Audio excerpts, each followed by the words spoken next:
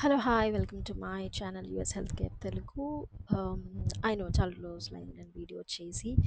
And ఈరోజు నేను AR calling గురించి ఎక్స్ప్లెయిన్ చేద్దాం అనుకుంటున్నాను. అండ్ కొన్ని కమెంట్స్ చూసాను ఏఆర్ కాలింగ్ గురించి ఎక్స్ప్లెయిన్ చేయమని చెప్పి.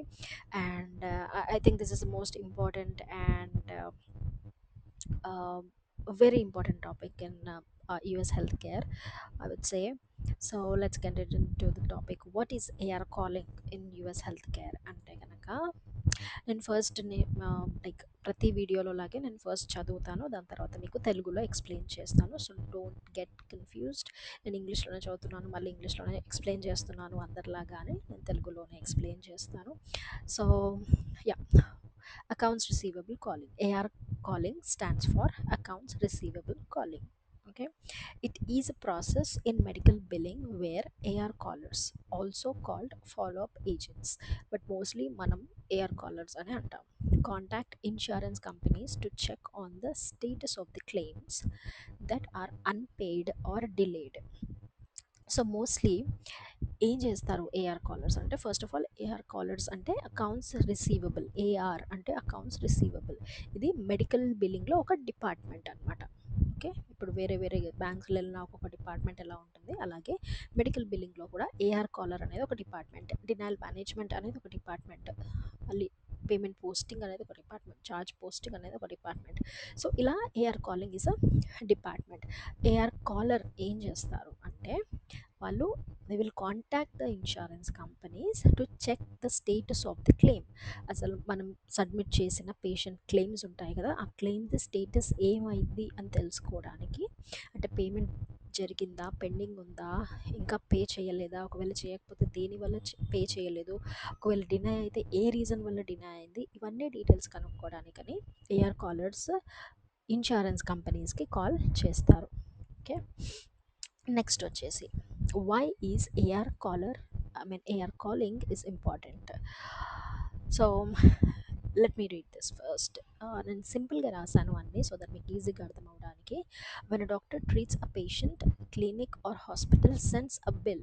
ఇప్పుడు మనకి ట్రీట్మెంట్ జరిగిన తర్వాత ఎలాగైతే ప్రిస్క్రిప్షన్ రాస్తారో, అది మనకిచ్చే ప్రిస్క్రిప్షన్ పేషెంట్స్కి, బట్ బిల్ అనేది ఇస్తారు కదా వాళ్ళ రెఫరెన్స్ కోసం. ఆ బిల్ అనేది ఏదైతే ఉంటుందో ఆ బిల్నే క్లెయిమ్ అంటారనమాట. Okay, bills sends a bill that is claim to the insurance company. Okay, insurance కంపెనీకి ఈ పేషెంట్కి ట్రీట్మెంట్ చేశాము, దానికి సంబంధించిన మొత్తం ట్రీట్మెంట్కి సంబంధించిన ఇన్ఫర్మేషన్ ఇవ్వండి అని చెప్పి వాళ్ళు క్లెయిమ్ అనేది సెండ్ చేస్తారు ఇన్సూరెన్స్ కంపెనీకి. అవన్నీ చెక్ చేసిన తర్వాత వాళ్ళ పాలసీ ప్రకారంగా, పేషెంట్ ప్లాన్ ప్రకారంగా వాళ్ళు ఎంత అయితే ఇన్సూరెన్స్ కంపెనీ వాళ్ళు పే చేయడానికి రెడీగా ఉన్నారో ఆ అమౌంట్ని ఇన్సూరెన్స్ కంపెనీ వాళ్ళు పే చేస్తారు. అండ్ ఏఆర్ కాలర్ యొక్క అసలు ఏఆర్ కాలర్ ఎందుకు ఇంపార్టెంట్ అంటే కనుక, after submitting a claim, if the insurance company does not pay on time or denies the claim, the clinic loses money. Of course ఇప్పుడు insurance కంపెనీకి claim submit చేసిన తర్వాత అది పేమెంట్ చేయాలి ఎవరికి, ప్రొవైడర్కి. Provider is nothing but physician.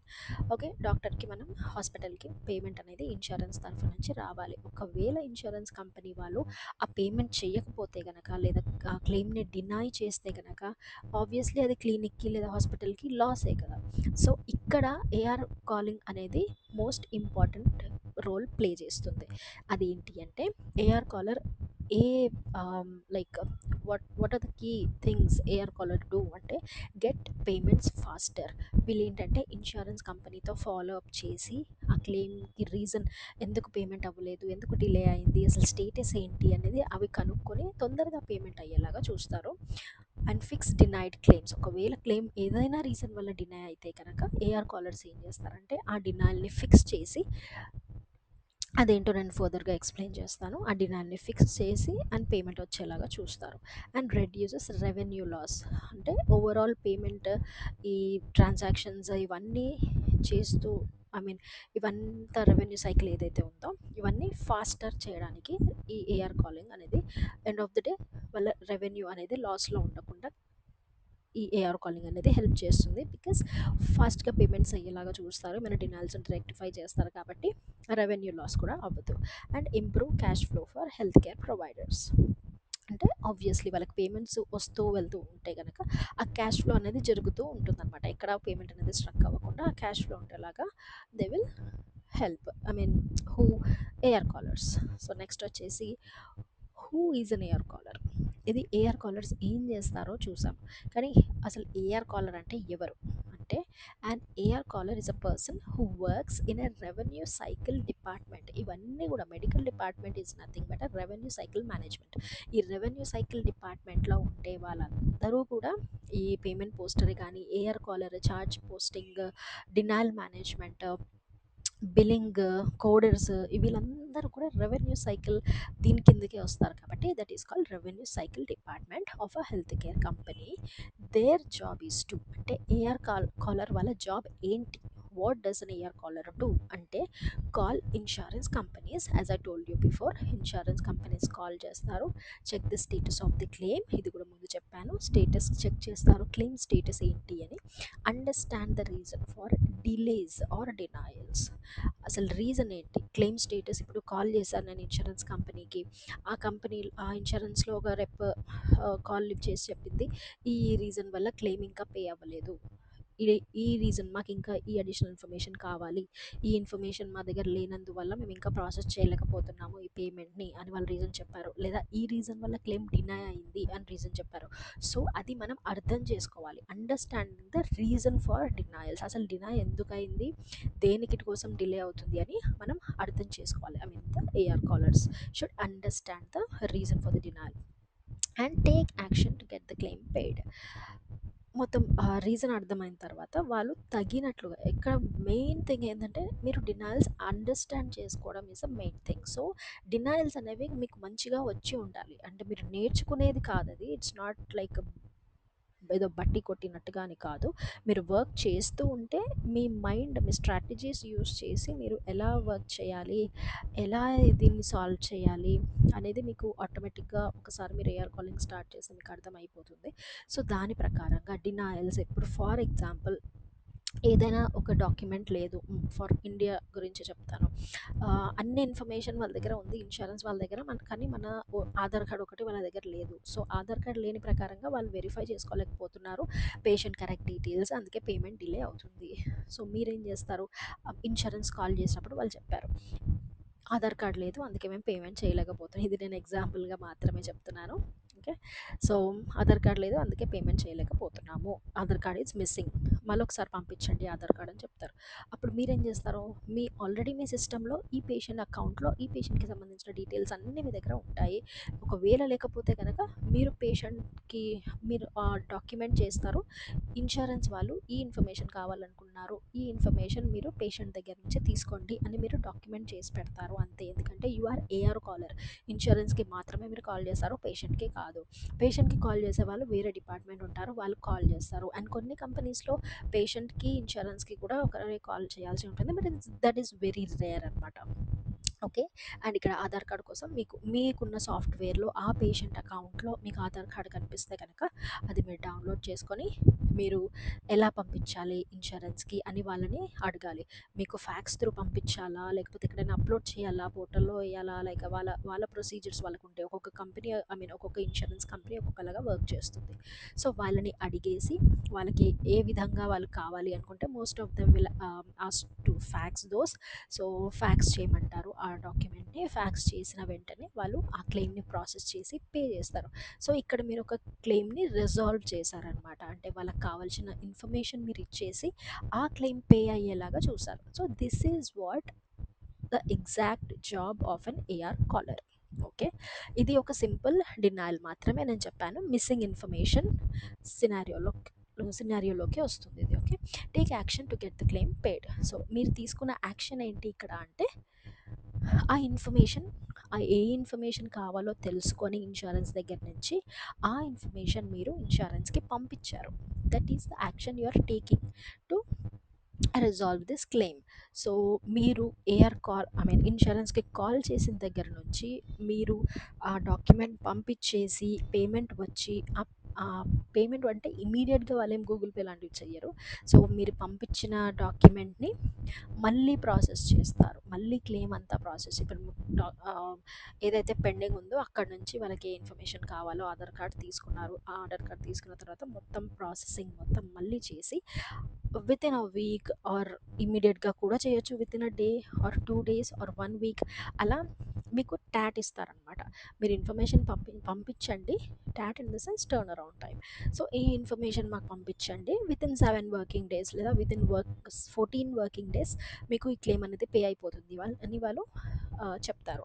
And that is also important. మీరు అడిగిన డాక్యుమెంట్స్ మేము పంపిస్తున్నాము, మీరు ఎంత లోపల మీరు పే చేస్తారు, ఐ మీన్ ఎంత టైం లోపల మీరు పే చేస్తారు అనేది మీరు ఆ టైం కూడా కనుక్కొని డాక్యుమెంటేషన్లో మెన్షన్ చేయాలి. ఎందుకంటే మీరు ఇప్పుడు వర్క్ చేశారు కానీ అక్కడ టైం మెన్షన్ చేయలేదు, కాబట్టి నెక్స్ట్ వర్క్ చేసే వాళ్ళకి ఆ క్లెయిమ్ మీద నెక్స్ట్ ఎవరైతే వర్క్ చేస్తున్నారో వాళ్ళకి ప్రాబ్లం అవుతుంది. అలాగే ఈరోజు మీరు వర్క్ చేస్తున్నప్పుడు ఈరోజు ఇప్పుడు రేపు చెప్తుంది మీకు మీరు ఈ డాక్యుమెంట్ మీరు పంపించండి, రేపు మాకు మీరు ఇప్పుడు పంపిస్తే రేపటి లోపల మాకు ఆ డాక్యుమెంట్ వచ్చేస్తుంది. సో విత్ ఇన్ 5 days మేము ఈ క్లెయిమ్ని ప్రాసెస్ చేసేస్తాం. సో మీరు అది క్లియర్గా మెన్షన్ చేస్తే, సో రేపు ఎవరైనా అకౌంట్ ఓపెన్ చేసి చూస్తే ఏం జరుగుతుంది, ఆల్రెడీ 5 days టైం ఇచ్చారు, సో మళ్ళీ మనం ఈ అకౌంట్ని టచ్ చేయాల్సిన అవసరం లేదు అని చెప్పి వాళ్ళు they will move to a next account. మళ్ళీ ఆ అకౌంట్ మీద టైం వేస్ట్ చేయరనమాట. So this is how AR caller, this is who the AR caller is, and వాళ్ళు ఈ వర్క్ చేస్తారు. ఐ హోప్ మీకు అర్థమైందని అనుకుంటున్నాను ఈ సింపుల్ సినారియో. అండ్ నెక్స్ట్ వచ్చేసి key responsibilities of an AR caller. ఇవి తిప్పి తిప్పి మీకు సేమ్ పాయింట్స్ కనిపిస్తుంది, బట్ దర్ ఇస్ సమ్ కొంచెం డిఫరెన్స్ అయితే ఉంటుంది. సో ఈ పాయింట్స్ అయితే మీకు చాలా ఇంపార్టెంట్. ఇవి చాలా కీ రెస్పాన్సిబిలిటీస్ అనమాట. అర్థం చేసుకోండి, చాలా ఈజీగానే ఉంటుంది. మీరు ఈజీ అనుకుంటే ఈజీ అనిపిస్తుంది, లేదు చాలా హెక్టిక్ అవుతుంది అది ఇది అనుకుంటే మీరు ఆబ్వియస్లీ ప్రెషర్గానే ఫీల్ అవుతారు. కానీ నేనైతే ఏఆర్ కాలింగ్లో ఉన్నప్పుడు డినాల్స్ అర్థం చేసుకునేటప్పుడు మాత్రమే నాకు ప్రాబ్లం అయింది, మిగతా టైం అంతా ఆడుతూ పాడుతూ చేసేసేదాన్ని. ఈవెన్ కాల్లో ఉన్నప్పుడు కూడా, హోల్లో ఉన్నప్పుడు, like it will be fun actually చెప్పాలంటే. Okay, so let's get to this. Key responsibilities of an AR caller.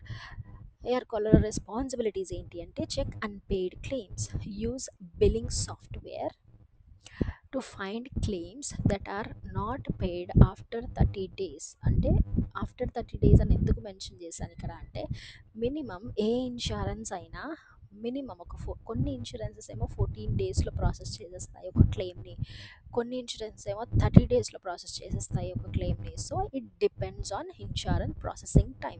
So వాళ్ళు ఇన్సూరెన్స్ రిసీవ్ చేసుకోవాలి, తర్వాత ప్రాసెస్ చేయాలి, అన్ని డాక్యుమెంట్స్ చెక్ చేసుకోవాలి, అంటే ప్రాసెసింగ్కి టైం పడుతుంది. కాబట్టి ఫస్ట్ ఏదైతే 30, ఇప్పుడు డేట్ ఆఫ్ సర్వీస్ని బట్టి మనం చెక్ చేస్తాం. ఇప్పుడు లాస్ట్ మంత్ బిల్ అయిన క్లెయిమ్ అది 30 days అయిపోయింది, 45 days అయింది, ఇంకా ఆ క్లెయిమ్ పే అవ్వలేదు, అలాంటప్పుడు మనం ఇన్సూరెన్స్కి కాంటాక్ట్ చేయాలన్నమాట.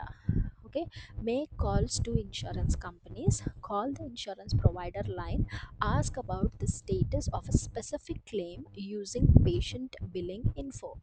ఇప్పుడు 30 days దాటిన క్లెయిమ్స్ అన్ని మనం పుల్ చేసుకుంటాం మనకిచ్చిన అసైన్మెంట్లో, లేదా ఆల్రెడీ వాళ్ళు పుల్ చేసే అసైన్ చేస్తారు. కాదంటే మనం ఎక్కువ డేస్ ఏదైనా కొన్ని కొన్ని అంటే ఇయర్ కూడా దాటిపోతే కానీ ఆ క్లెయిమ్ అలాగే పడి ఉంటుంది, పే అవ్వదు. సో అలాంటి ఎక్కువ డేట్ అయిపోయిన క్లెయిమ్ అనేది మనం ఫుల్ చేసుకుంటే మనకి లాంగ్గా చాలా టైం నుంచి పెండింగ్ ఉన్న క్లెయిమ్స్ అన్ని కూడా తొందరగా పే అయిపోతాయి అనమాట. So this is how we work actually. So అందుకే నేను ఆ పాయింట్స్ మెన్షన్ చేశాను. So first insurance company call చేయాలి, మీరు క్లెయిమ్ పుల్ చేసిన తర్వాత ఫస్ట్ మీరు చెక్ చేయాలి. మీకు ఒకసారి రీసెర్చ్ చేస్తున్నప్పుడే సాఫ్ట్వేర్లో ఓపెన్ చేసి చూస్తున్నప్పుడే మీకు అక్కడ ఈఓబీలో మీకు ఆల్రెడీ డినైల్ కనిపిస్తుంది అండ్ మీకు అర్థమైపోతే కనుక యాక్చువల్లీ ఇది ఎలా ఉంటుందంటే, ఏఆర్ కాలింగ్ అంటే మీకు ఏదో 24 hours మీరు కూర్చున్న 8 hours ఆ సిస్టమ్ ముందు 8 hours కస్టమర్ కేర్ లాగా కాల్ తీసుకుంటూ ఉండడమే కాదు. అలా అలా ఉండదు. This is not a customer care. ఎలా ఉంటుందంటే, మీరు ఒక క్లెయిమ్ ఓపెన్ చేశారు, ఓపెన్ చేసినప్పుడు సాఫ్ట్వేర్లో చెక్ చేశారు అండ్ ఈఓబి చెక్ చేశారు. ఒక్కోసారి and most of the time, ఒక్కోసారి కాదు మోస్ట్ ఆఫ్ ది టైం ఈఓబిలో కింద మెన్షన్ చేస్తారు ఏ రీజన్ వల్ల డినై అయింది అండ్ ప్రాసెస్ చేయాలంటే ఏ ఇన్ఫర్మేషన్ కావాలి అని చెప్పి. అక్కడ మీకు ఆల్రెడీ మొత్తం ఇన్ఫర్మేషన్ ఉంటుంది కాబట్టి మీరు మళ్ళీ ఇన్సూరెన్స్కి కాల్ చేయాల్సిన అవసరం లేదు. ఎందుకంటే మనం రెగ్యులర్గా వర్క్ చేసేటప్పుడు, ఇప్పుడు ఫర్ సపోజ్ మనం ఏత్నా తీసుకున్నాం. ఏత్నా అనేది ఈ ఇన్ఫర్మేషన్ వల్ల క్లెయిమ్ డినై అవుతుంది, మాకు ఈ ఇన్ఫర్మేషన్ కావాలి అని చెప్పి ఆల్రెడీ క్లియర్గా మెన్షన్ చేసింది ఈఓబిలో. ఓకే, ఈఓబి అంటే ఏంటి అని అడగొద్దు, నేను లాస్ట్ వీడియోని ఈఓబి చేశాను, you can go and check it out. So ఈఓబిలో ఆల్రెడీ మెన్షన్ చేశారు ఏ రీజన్ వల్ల డినై అయింది, ఏ ఇన్ఫర్మేషన్ కావాలి వాళ్ళకని చెప్పేసి. ఫర్ ఎగ్జాంపుల్ ఇప్పుడు డిఎక్స్ అనేది ఇన్కరెక్ట్గా ఉంది. సో డిఎక్స్ అనేది మన చేతుల్లో లేదు, ఎందుకంటే అది కోడర్స్ చేసేది. మన ఇష్టం వచ్చిన డిఎక్స్ మనం వేయలేము. మనది జస్ట్ ఇన్ఫర్మేషన్ తీసుకొని ఒకవేళ వాళ్ళు అడిగిన ఇన్ఫర్మేషన్ మన దగ్గర ఉంటే మనం పంపిస్తాము, లేదా అది దానికి సంబంధించిన డిపార్ట్మెంట్కి మనం పంపిస్తాము. ఇది కూడా ఒక ఎగ్జాంపుల్ చెప్తున్నాను. ఫర్ సపోజ్ క్లెయిమ్ అనేది డిఎక్స్ ఒక డిఎక్స్ కోడ్ అంటే డయాగ్నోసిస్ కోడ్ ఇన్కరెక్ట్గా ఉందని చెప్పి డినై అయింది. అలాంటప్పుడు మనం ఏం చేస్తాం, ఆ డయాగ్నోసిస్ కోడ్ అనేది మనం చేంజ్ చేయలేము. వీఆర్ నాట్ ద కోడర్స్, తో మనం చేంజ్ చేయలేము. అది ఏం చేస్తాము, సేమ్ ఇన్ఫర్మేషన్ని ఓకే మేము ఈ డిఎక్స్ కోడ్ కరెక్ట్ చేసి పంపిస్తాము అని చెప్పి వాళ్ళకి చెప్పొచ్చు. లేదా ఈఓబిలో ఆల్రెడీ క్లియర్గా ఉంటుంది కాబట్టి మనకి ఇన్సూరెన్స్కి కాల్ చేసే అవసరం కూడా లేదు, because we're clear about that denial. So మనము ఆ ఇన్ఫర్మేషన్ని కోడర్కి పంపిస్తాము. కోడింగ్ వాళ్ళు ఏం చేస్తారంటే, అంటే కరెక్ట్ డిపార్ట్మెంట్కి పంపిస్తాము. మనకి కొన్ని డ్రాప్ డౌన్స్ ఇస్తారనమాట మనం యూస్ చేసే సాఫ్ట్వేర్లో. అంటే డినయల్ని బట్టి ఆ డ్రాప్ డౌన్ మనం సెలెక్ట్ చేసుకోవాలి. మీరు డ్రాప్ డౌన్ సెలెక్ట్ చేసుకున్న ప్రకారంగానే అది ఆ డిపార్ట్మెంట్కి ఆటోమేటిక్గా వెళ్ళిపోతుంది ఆ క్లెయిమ్. ఓకే, అంటే ఒక్కొక్క సాఫ్ట్వేర్ ఒక్కొక్కలాగా ఉంటుంది. సో మనం పంపిస్తాము అంటే వెళ్ళి వాళ్ళ సిస్టమ్లో వేసి రావడం కాదు, మనం సెలెక్ట్ చేసుకున్న డ్రాప్ డౌన్ బట్టి ఆటోమేటిక్గా వాళ్ళ బకెట్లో వెళ్ళిపోతుంది అది. సో వాళ్ళు కరెక్ట్ చేసి ఆ డిఎక్స్ని మళ్ళీ పంపిస్తారు. అంటే దానికి ఆల్టర్నేటివ్ డిఎక్స్ ఉంటుంది, అది వాళ్ళకి తెలిసి ఉంటుంది. ఇప్పుడు ఆ డిఎక్స్ యూస్ చేయలేకపోతే దాని బదులు వేరే డిఎక్స్ యూస్ చేస్తారు. So DX is nothing but diagnosis code. So వేరే డయాగ్నోసిస్ కోడ్ యూస్ చేసి మళ్ళీ వాళ్ళు క్లెయిమ్ అనేది మన దగ్గరకు వస్తుంది, లేదా డైరెక్ట్గా ఇన్సూరెన్స్కి వెళ్తుంది. అప్పుడు వాళ్ళు చేంజ్ చేసిన, ఐ మీన్ కరెక్టెడ్ క్లెయిమ్ అనేది పంపిస్తారు. కరెక్టెడ్ క్లెయిమ్ పంపించిన తర్వాత అంటే కరెక్షన్ జరిగింది కదా అక్కడ, then that is what corrected claim is. So ఏదైనా క్లెయిమ్ని మనం కరెక్ట్ చేసి మళ్ళీ పంపిస్తుంటే దాన్ని కరెక్టెడ్ క్లెయిమ్ అంటారు. సో ఇప్పుడు డిఎక్స్ తీసేసి ఇంకొక డిఎక్స్ మెన్షన్ చేసి పంపించారు, సో ఇన్ఫర్మేషన్ కరెక్ట్ ఉంది కాబట్టి వాళ్ళు పేమెంట్ చేసేస్తారు. So this is how it works. Okay, so ఎక్కడున్నా మనం make calls to insurance companies to understand what is the status of the claim. తర్వాత understand claim status. Claim status అర్థం చేసుకోవాలి. వాళ్ళు చెప్పిన దాన్ని బట్టి క్లెయిమ్ ఇంకా పెండింగ్ ఉందా, పే అయిందా, or needs more information. Pending ఉండడం ఏంటి అంటే, ఎగ్జాంపుల్ మనం క్లెయిమ్ సబ్మిట్ చేసాము, ఇన్సూరెన్స్కి కాల్ చేసాము, రెప్పనింది క్లెయిమ్ ఇంకా పెండింగ్ ఉంది అని. కానీ మనం ఏం అడగాలి, పెండింగ్ ఉంది కరెక్టే, I understand, for what reason, దేనివల్ల పెండింగ్ అవుతుంది, మీకు ఏమైనా ఎక్కువ ఇన్ఫర్మేషన్ కావాలా, you need more information, or ఏదైనా రీజన్ వల్ల పెండింగ్ ఉందా, లేదా ఇంకా ప్రాసెసింగ్ అవుతుందా, ప్రాసెస్లో ఉందా అనేది మీరు, అది చాలా రీజన్స్ వల్ల కూడా పెండింగ్ ఉండొచ్చు. కొంతమంది డినాయల్ని కూడా పెండింగ్ అని చెప్తారు. పెండింగ్ ఎందుకు అంటే మాకు ఇన్ఫర్మేషన్ కావాలి అందుకే అది పెండింగ్లో ఉంది అని, that is also kind of denial. So ఆ ఇన్ఫర్మేషన్ మీరు పంపిస్తారు. పంపించిన తర్వాత క్లెయిమ్ అనేది మళ్ళీ పే అవుతుంది అనమాట. ఒకవేళ పెండింగ్ ఉంది, లేదు ఆ క్లెయిమ్ ఇంకా ప్రాసెసింగ్లో ఉంది అందుకే పెండింగ్ ఉంది అంటే you need not do anything. Just మీరు అదే డాక్యుమెంటేషన్లో క్లియర్గా మెన్షన్ చేయాలి, as per so and so rep claim is still pending or claim is still in process, need to wait for, వాళ్ళు ఎంత ట్యాడ్ చెప్తే అంతా మెన్షన్ చేసేసుకోవాలి. డాక్యుమెంటేషన్ ఈజ్, ఏఆర్ కాలింగ్లో documentation is very very very important. మీరు ఎంత పని చేసినా, మొత్తం రెజల్యూషన్ ఇచ్చిన ఆ క్లెయిమ్కి కరెక్ట్ డాక్యుమెంటేషన్ లేకపోతే కనుక మీకు ఎర్రర్ వస్తుంది.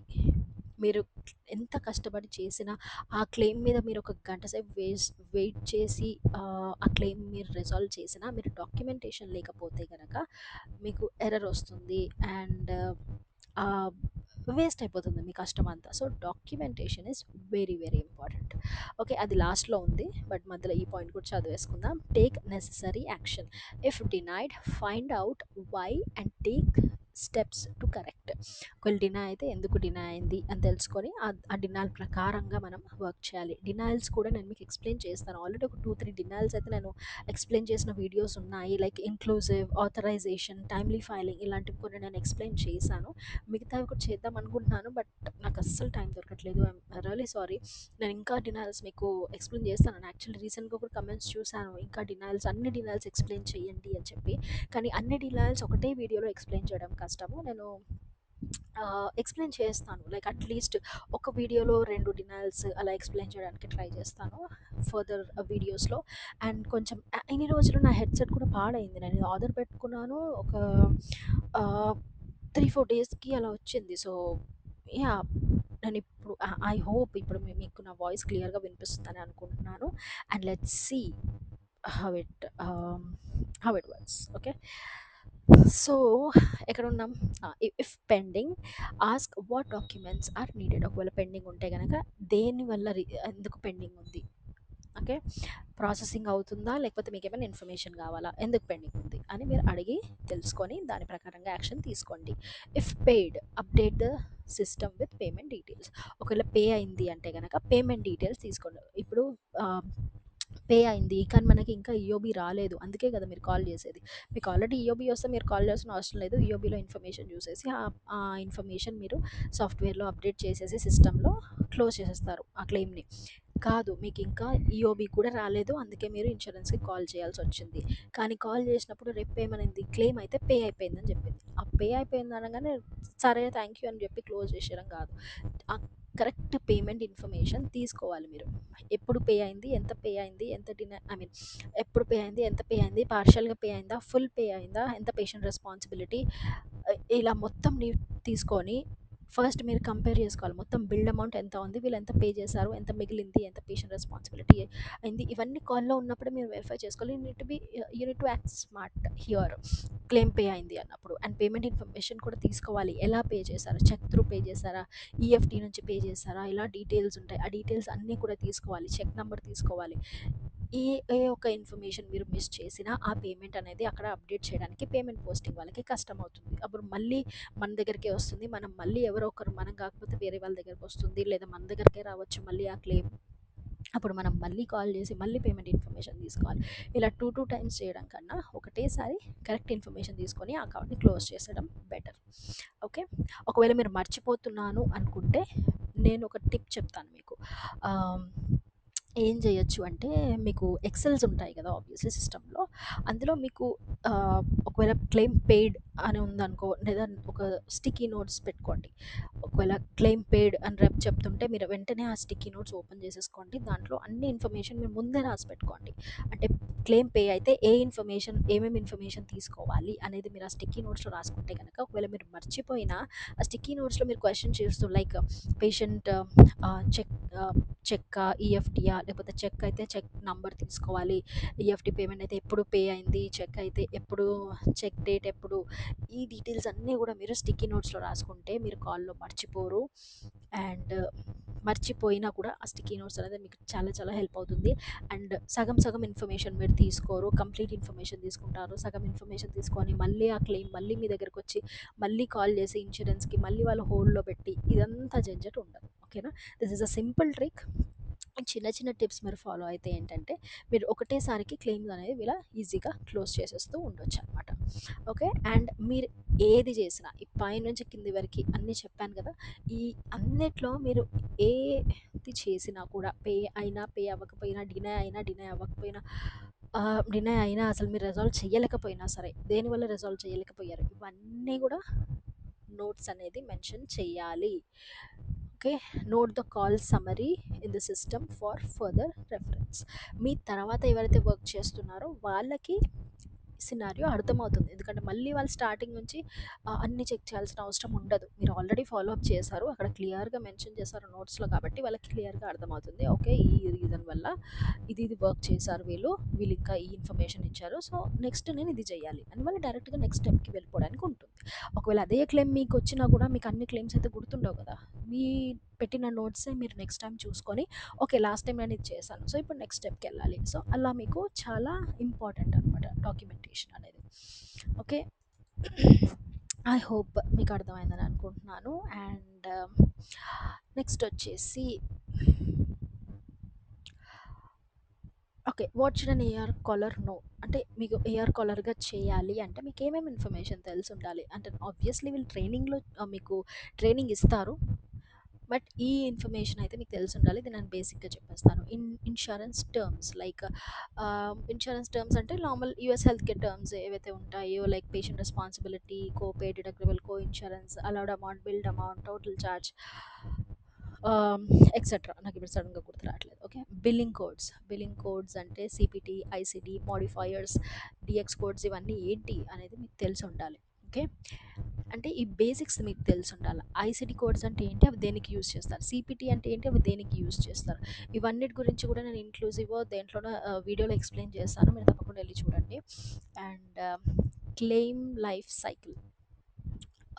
From patient visit. Claim life cycle అంటే క్లెయిమ్ స్టార్టింగ్ నుంచి క్లెయిమ్ పేమెంట్ వరకు ఎలా వర్క్ అవుతుంది అనేది మీకు తెలిసుండాలి. అప్పుడే మీరు ఈజీగా ఎయిర్ కాలింగ్‌లో వర్క్ చేయగలరు. Okay. From patient visit. Patient హాస్పిటల్‌ని విజిట్ చేసినప్పటి నుంచి బిల్లింగ్ డిపార్ట్మెంట్ నుంచి ఇన్స్యూరెన్స్‌కెళ్ళి, ఇన్స్యూరెన్స్ నుంచి పేమెంట్ వచ్చే వరకి కూడా ఆ క్లెయిమ్ లైఫ్ సైకిల్ అనేది మీకు తెలిసుండాలనమాట ఒక ఏఆర్ కాలర్‌కి. Denial reasons. ఇక్కడ డినయల్ రీజన్స్‌లో ఏముంటది? కోడింగ్ ఎర్రర్స్ అవ్వచ్చు, ఎలిజిబిలిటీ ఇష్యూస్ అవ్వచ్చు, టైమ్లీ ఫైలింగ్ అవ్వచ్చు, మిస్సింగ్ డాక్యుమెంట్స్ అవ్వచ్చు, ఏదైనా అవ్వచ్చు. కోడింగ్ ఎర్రర్స్ అంటే అదే మోడిఫైయర్, డీఎక్స్ ఈ ఇన్ఫర్మేషన్ అంతా రాంగ్‌గా ఉండడమో, లేకపోవడమో, కరెక్ట్‌గా ఉండకపోవడమో, ఏదైనా అడిషనల్ ఇన్ఫర్మేషన్ కావడం వీటికి సంబంధించి ఏదైనా అయ్యుండొచ్చు. ఓకే. ఎలిజిబిలిటీ అంటే పేషెంట్ యాక్టివ్‌గా లేకపోవడము, లేకపోతే ఆథరైజేషన్ కోసమో దేనికైనా డిలే అవ్వచ్చు. టైమ్లీ ఫైలింగ్ అంటే ఆ క్లెయిమ్‌కి సంబంధించిన టైమ్‌ని బట్టి మీరు వితిన్ ద టైమ్లీ ఫైలింగ్ కూడా నేను డినైల్ మెన్షన్ చేశాను. మీరు క్లియర్‌గా చూడొచ్చు. ఐ డినైల్ కూడా క్లియర్‌గా ఎక్స్‌ప్లెయిన్ చేశాను. అండ్ మిస్సింగ్ డాక్యుమెంట్స్ అంటే as I give you that reason right Aadhaar కార్డ్‌ది. సో, దానికి సంబంధించినట్లు ఆహ్, ఫర్ ఎగ్జాంపుల్ అలాంటి ఆహ్, ఏదైనా రీజన్ వల్ల కావచ్చు. సో, ఈ రీజన్స్ అన్నీ కూడా మీకు తెలిసి ఉండాలి. ఈ రీజన్స్ వల్ల ఆహ్, క్లెయిమ్ డినై అవ్వచ్చు. ఈ రీజన్ వల్ల డినై అయితే నేను ఇలా చేయొచ్చు అని మీకు క్లియర్ ఇన్ఫర్మేషన్ అనేది ఉండాలి. అది మీకు ట్రైనింగ్ ఇస్తారు. ఓకే. మీరేమి బయట ఏం కోర్సులు, గిర్సులు ఉండవు దీనికోసము. మీరు హెల్త్ కేర్‌లో కంపెనీలో జాయిన్ అయినప్పుడే మీకు ఈ ట్రైనింగ్ అంతా కూడా ఇవ్వడం జరుగుతుంది. And HIPAA rules. హిప్పా అంటే నార్మల్ పేషెంట్ హెల్త్ ఇన్ఫర్మేషన్ కానీ లైక్ కొన్ని రూల్స్ ఉంటాయి. అంటే హెల్త్ కేర్‌కి, మెడికల్ బిల్లింగ్‌కి సంబంధించిన ఇది రూల్స్ అనమాట. అవి తప్పకుండా ఫాలో అవ్వాలి. వితిన్ థాట్ ఆహ్, రూల్స్ లోపలే మనం ఆ రూల్స్ క్రాస్ చేసి ఏం చేయకూడదు. అది ఆ ప్రైవసీ లాస్ ఇవన్నీ గూడా పేషెంట్ ఇన్ఫో యూఎస్ వాళ్ళకి పేషెంట్ ఇన్ఫో ఈస్ మోర్ ఆహ్, చాలా ప్రైవేట్‌గా పెట్టుకుంటారు వాళ్ళు. పేషెంట్ ఇన్ఫో వాళ్ళ హెల్త్ ఇన్ఫర్మేషన్ అనేది. సో, అది మీరు తప్పుచారి కూడా ఎక్కడ మీకు ఆబ్వియస్‌లీ ఎక్స్‌ప్లెయిన్ చేస్తారు ట్రైనింగ్‌లో. ఎక్కడ పడితే అక్కడ ఆహ్, పేషెంట్ ఇన్ఫర్మేషన్ అలా కనబడేలాగా పెట్టకూడదు. సో, ఇలాంటివన్నీ ఉంటాయన్నమాట హిప్పాలో. సో, అవన్నీ కూడా ఫాలో అవుతూ అవన్నీ కూడా మీకు తెలిసి ఉండాలి. Okay. Ah, yeah! This is what ah, AR caller should know. I'm sorry ఒకటే వాగేస్తున్నాను కదా! ఓకే. లాస్ట్‌లీ ఎఫ్‌ఎక్యూస్. ఎఫ్‌ఎక్యూస్ అంటే నేను క్వెషన్స్ చదివి మీకు ఆన్సర్స్ చెప్తానంతే. ఓకేనా? సో, మీకిందులో ఏ క్వెషన్స్ ఉన్నా నాకు తెలిసి చాలా క్వెషన్సే ఉండొచ్చు. మీకిందులో ఏ క్వెషన్స్ ఉన్నా ఈజీగా అర్థమవుతుంది. Okay. Can I do AR calling from home? Yes you can. If your company is allowing you can definitely do it. And ఇవి నాకు కొన్ని కమెంట్స్‌లో వచ్చిన క్వెషన్స్ కూడా. అది కూడా మెన్షన్ చేశాననుకుంటాను. Okay. AR calling can I do AR calling from home? ఇంటి నుంచి నేను ఏఆర్ కాలింగ్ వర్క్ చేయొచ్చా? అంటే తప్పకుండా చేయొచ్చు. నా ప్రీవియస్ కంపెనీలో కోవిడ్ టైంలో ఇలాంటివన్నీ మేము లైక్ వర్క్ ఫ్రమ్ హోమే చేసాం. ఏఆర్ కాలింగ్ అంతా కూడా. సో, ఇంటి నుంచే చేయొచ్చు. కాదంటే ఒక క్వైట్ ఎన్వైర్న్‌మెంట్ ఉండాలి. ఏఆర్ కాలింగ్ అంటే మోస్ట్‌లీ కాలింగ్ ఉంటుంది కాబట్టి ఒక క్వైట్ ఎన్వైర్న్‌మెంట్ ఉండాలి. ఇంట్లో గోల ఉండకూడదు. డిస్టర్బెన్స్ ఉండకూడదు. ఒక పీస్‌ఫుల్ ప్లేస్‌లో కూర్చొని వర్క్ చేయగలిగితే అది కూడా ఇప్పుడు వర్క్ ఫ్రమ్ హోమ్ లేదు. మోస్ట్‌లీ ఏఆర్ కాలింగ్‌కి ఒకవేళ ఉన్నా కూడా మీ కంపెనీ అలౌ చేస్తే గనక ఇప్పుడు చేయొచ్చు. Is AR calling a stressful job? I would say ah, moderate. నేను మరీ అంత చిల్ ఉంటుందని చెప్పను. మరీ అంత ఫుల్ స్ట్రెస్ ఉంటుందని చెప్పను. మోడరేట్. మీరు అంటే స్టార్టింగ్‌లో మీకది స్ట్రెస్ అనిపించొచ్చు. ఎందుకంటే అది కూడా చెప్తాను. ఏఆర్ కాలింగ్ అంటే ఇన్స్యూరెన్స్‌కి కాల్ చేయాలి. డినయల్స్ గుర్తుపెట్టుకోవాలి. ఏ రీజన్ వల్ల ఏది డినై అయింది తెలుసుకోవాలి. అసలు డినై అయితే ఏం చేయాలి తెలిసుండాలి. మళ్ళా ఏదైనా రాంగ్ స్టెప్ తీస్తే మళ్ళా అది ఎర్రర్ ఏస్తారు. ఆ ఎర్రర్‌ని మళ్ళీ ఎలా క్లియర్ ఇది చాలా స్ట్రెస్‌ఫుల్‌గా అనిపిస్తుంది స్టార్టింగ్‌లో. బట్ ఒక్కసారి మీరు ఏదో వేరే వాళ్ళ మీద డిపెండ్ అవుతున్నానని కాకుండా, మీరు ఒక్కసారి డినయల్ యాక్చువల్లీ ఎలా ఒక డినయల్ వస్తే ఎలా దానిపైన వర్క్ చేయాలి అని మీరు మీ ఓన్ అండర్‌స్టాండింగ్‌లో మీరు అర్థం చేసుకుంటే గనక this is the easiest job I can సే. ఇంకొకటేంటంటే కాలింగ్ ఒకటే మనకి కొంచెం ఇరిటేటింగ్‌గా ఉంటుంది. బట్ మనం యాస్ ఎ కాలర్ జాయిన్ అయ్యాం కాబట్టి అది మనకి తప్పదు. అండ్ లాంగ్ హోల్డ్స్ అంటారా? It depends on insurance. ఇప్పుడు కొన్ని ఇన్స్యూరెన్స్ లైక్ బీసీబీఎస్ ఇలా అనుకోండి. కొన్ని ఇన్స్యూరెన్స్ అయితే అసలు గంటలు గంటలు హోల్డ్‌లో పెడతారు. కొన్ని ఇన్స్యూరెన్స్ అయితే వితిన్ సెకండ్స్ కూడా కాల్ లిఫ్ట్ చేస్తారు. So, it depends completely on insurance. So, మనకి చెప్పలేం. మీరు అది మీ లక్ అనుకోవాలి. ఇంకా మీరు ఏ ప్రాసెస్‌లోకెళ్తారో ఆ ప్రాసెస్‌ని బట్టి ఉంటుంది. అంటే కొన్ని ప్రాసెస్ వాళ్ళు కొన్ని ఇన్స్యూరెన్సెస్ హ్యాండిల్ చేస్తూ ఉంటారు. నేను వర్క్ చేసిన ప్రాసెస్‌లో అయితే నాకెలాంటి ప్రాబ్లమ్ అయితే అవ్వలేదు. ఈవెన్ దో నేను బీసీబీఎస్ మీద వర్క్ చేశాను. Blue cross blue shield insurance మీద. బట్ స్టిల్ నేను కాల్ చేసిన within minute excuse me within మినిట్స్‌లోనే కాల్ లిఫ్ట్ చేసేవాళ్ళు అండ్ వాళ్ళు ఆన్సర్ చేసేవాళ్ళు. So, yeah!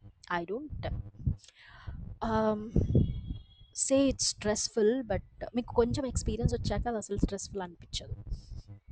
Okay. And do I need a medical degree to become an AR caller? No, not at all. Not at all. మీకు అవసరమే లేదు. ఎందుకంటే AR కాలింగ్‌కి మీరు health care join అవ్వగానే వాళ్ళు ట్రైనింగ్ ఇస్తారు. ఏం చేయాలి, ఏం చేయకూడదు. దానికి మీరు డాక్టరో, నర్సో అయి ఉండాల్సిన అవసరం లేదు. What's the salary for an AR caller in India? Salary అంటే let me say like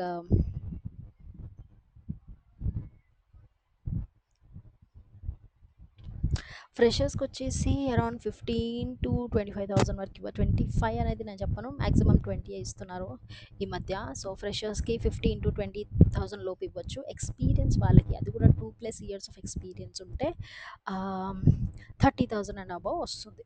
so, that is what I can say about the salaries. Ah, ఇంకొచ్చేసి ఏంటిది what shift timing do AR caller work in?